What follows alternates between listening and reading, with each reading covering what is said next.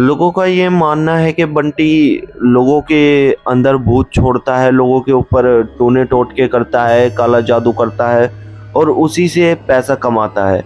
क्योंकि बंटी को आज तक किसी ने काम पर जाते हुए नहीं देखा है। बंटी न जाने किस तरह से अपने घर का तो खर्चा चलाता है इस महंगाई में भी, और न जाने कहाँ से अपने घर के लिए इतनी सारी फैसिलिटी भी खड़ी कर देता है। ये कहानी बंटी की है और ये कहानी कहाँ से भेजी गई है और किसने भेजी है, ये नाम आपको हम नहीं बता सकते क्योंकि गुप्त रखने के लिए कहा गया है। दोस्तों, इंट्रो चैनल का नमस्कार। मेरा नाम शंकर है। मैं कहानियाँ सुनाता हूँ, ऐसे किस्से कहानी आप सभी के लिए लेकर आता हूँ जो सच्ची घटना पर आधारित होते हैं। आप तक हमारा यही मोटिव होता है ये कहानियाँ पहुँचाने का कि आप कभी ऐसी समस्याओं में फंस जाओ तो आप उससे कैसे निवारण हो, आप उससे कैसे बाहर आए। और हमारा कोई मोटिव नहीं होता, जो भी हम आप तक कहानियाँ पहुँचाते हैं वो सभी सच्ची घटना पर आधारित होते हैं और आप सभी में से कुछ लोग हमें भेजते हैं। अगर आपके पास भी कोई ऐसी ही कहानी है, आपके पास भी कोई ऐसी ही घटना है, आप हमें भेज सकते हैं। अभी हमारा नंबर मेंशन होएगा स्क्रीन पे, आप उससे भी भेज सकते हैं, हमारी इंस्टा आईडी पे भी भेज सकते हैं या फिर आप हमें यूट्यूब पर भी कमेंट कर भेज सकते हैं। चलिए बढ़ते हैं कहानी की ओर और जानते हैं बंटी के बारे में। बंटी एक नौजवान लड़का है जिसके आगे पीछे उसे देखने वाला कोई नहीं है। यानी कि बंटी बचपन से ही अनाथ है। बंटी की बचपन से ही रुचि रही है कि वो जादू सीखे, मैजिक सीखे, जिसके चलते बंटी ने अपना पेट पालने के लिए शमशान घाट में भी कुछ समय तक काम किया है। बंटी ने शमशान घाट में काम करते हुए एक तांत्रिक बाबा से सेवा भी ली है, तांत्रिक बाबा से कुछ सीखा भी है, जिसके चलते बंटी बड़ा होने के बाद कभी काम पे नहीं गया। लोगों का उतारा करने लगा, लोगों को बताने लगा कि उनके बीच में क्या है, उनके बीच क्या रुकावट बन रही है, कामयाबी कैसे मिलेगी, ये सब काम करने लगा बंटी। लेकिन लोगों का ये मानना था कि बंटी जिस किसी का भी उतारा करता था ना, वो बंटी के ही उससे पोजेस हुआ था। यानी कि बंटी पहले तो कुछ टूना टोटका लोगों पर कर देता था, फिर उसी को उतारने के लिए लोगों से मोटी रकम वसूलता था। बंटी का अब ये बिजनेस बन चुका था और ये साफ तौर से माना जाता था कि बंटी का करा हुआ जादू कोई और तांत्रिक उतार ही नहीं सकता है। ये एक बार एक ऐसे लड़के पर टूना टोटका कर देता है जिस पर बजरंग बली जी की सीधी कृपा थी।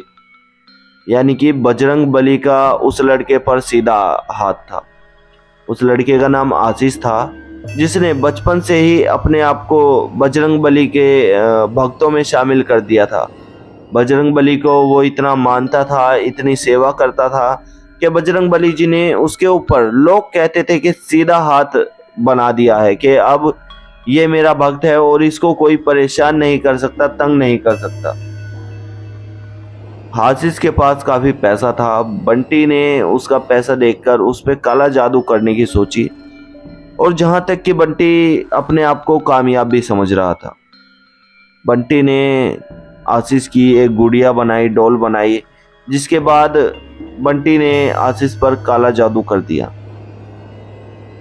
बंटी कुछ समय बाद ही आशीष के पास जाता है और आशीष से कहता है कि तुम्हारी जो भी परेशानियां हैं मैं उसे ठीक कर दूंगा। आशीष को ये समझ नहीं आया था कि बंटी क्या कहने की कोशिश कर रहा है। आशीष कहता है कि कौन सी समस्या है भाई, क्या कह रहे हो? मुझे कोई समस्या नहीं है, क्या हुआ बताओ। बंटी चौंक जाता है और कहता है कि तुम्हें कोई समस्या नहीं है क्या? तुम अच्छे से रह नहीं पा रहे, तुम्हें महसूस नहीं होता कि तुम्हारे कोई साथ है?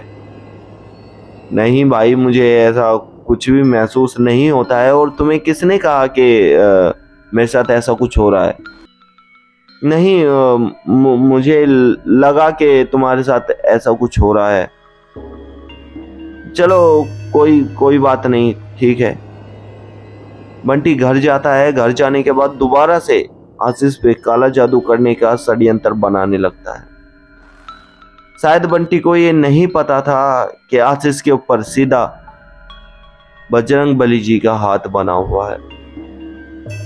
आशीष के ऊपर बंटी दोबारा वही क्रिया करने की कोशिश करता है जो क्रिया उसने पहले की थी, और उससे भी थोड़ी सी हम कहेंगे मजबूत क्रिया, क्योंकि बंटी ने अपना सारा जो भी सीखा हुआ था वो इसमें डाल दिया था, क्योंकि उसे ये पता था कि अगर आशीष को इस क्रिया से भी किसी प्रकार की हानि नहीं पहुंची तो आशीष के पास कुछ तो है ऐसा जो कि आशीष और मेरे जादू के बीच रोक बन रहा है। बंटी ने अपना सारा कालो जादू करने के बाद आशीष के घर के बाहर रख दिया था।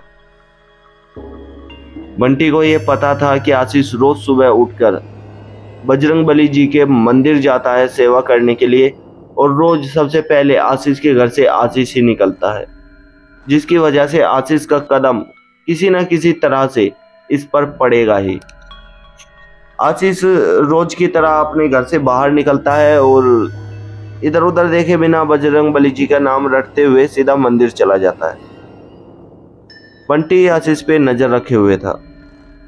बंटी को लगा कि अब तो मेरा काम हो गया है और अगले दिन ही से असर दिखना शुरू हो जाएगा। लेकिन बंटी देखता है तो आशीष पे किसी तरह का कोई असर नहीं हुआ।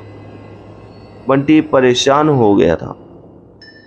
बंटी अभी ये सोचने लगा था कि कहीं मेरी क्रियाएं बंद तो नहीं हो गई हैं, कहीं मेरा जादू किसी ने बांध तो नहीं दिया है। मैं आपको बता दूं, जब भगवान इंद्र जी ने भगवान शिव की तपस्या की थी ना इस जादू के लिए, तो भगवान इंद्र जी ने भगवान शिव की तपस्या कई 100 सालों तक की थी। जिसके बाद जब इंद्र जी को ये जादू प्राप्त हो गया था जिसे हम ब्लैक मैजिक कहते हैं, तो इंद्र जी ने एक किताब लिखी थी जिसका नाम उन्होंने रखा इंद्रजाल। बंटी को लगता था किसी इंद्रजाल पड़े हुए आदमी ने उसका ये जादू टोना यहीं बांध दिया है, कील बंद कर दिया है।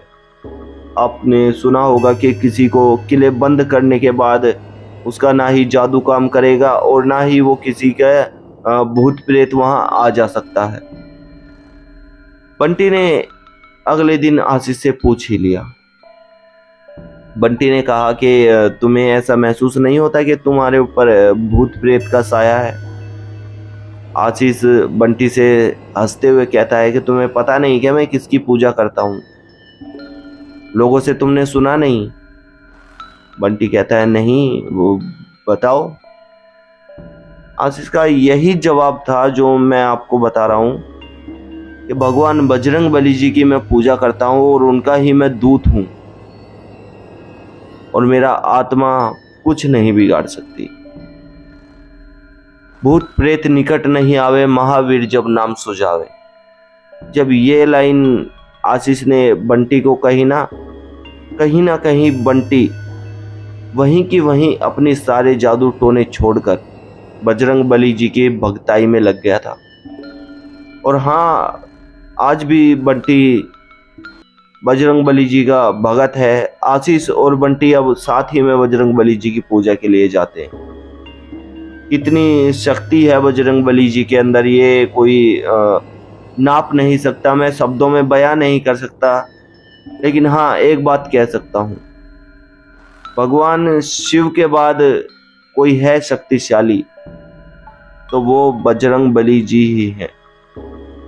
दोस्तों, आपको क्या लगता है, बजरंग बली जी के होते हुए क्या भूत प्रेत निकट आ सकते हैं? हमें कमेंट सेक्शन में जरूर बताइएगा। साथ ही चैनल को सब्सक्राइब करिएगा। आपका इसी तरह से प्यार बना रहा तो जल्दी ही हम अपने चैनल की बुलंदियों पर पहुंच जाएंगे। दोस्तों, अपना प्यार बनाए रखिए, आपका काफ़ी प्यार मिल रहा है, इसी तरह से बनाए रखिए। धन्यवाद। मेरा नाम है शंकर, मिलते हैं नेक्स्ट वीडियो में।